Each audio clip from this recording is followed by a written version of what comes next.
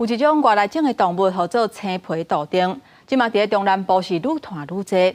今年到10月份为止，屏东市已经掠到超过24000只。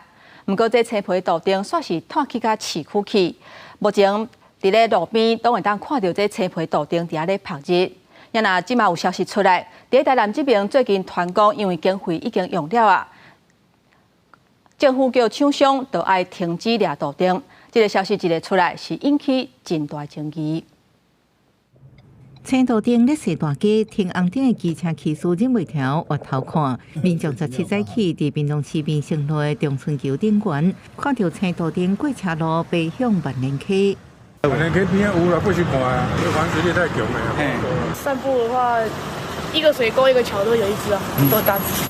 几啊只青杜丁伫万年溪边曝日，互民众比如亲像侏罗纪公园，虽然无奈，毋过也无奇怪。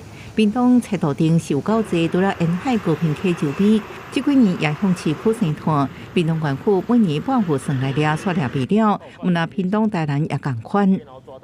里面放青菜，这么简单哦。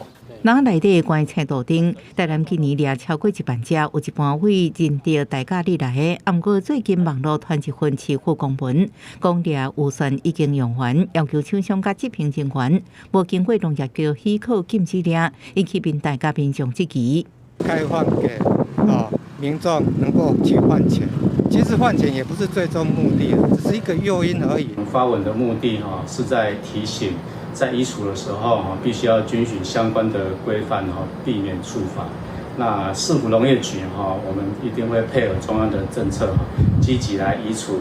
农业局澄清发文，原来是提醒移除外来物种爱遵照相关规定，因为市府今年编列的220万元预算，到会中已经用完，市府也动用地质预备金，各办理发包，强调配合中央政策，赶紧掠这青杜丁。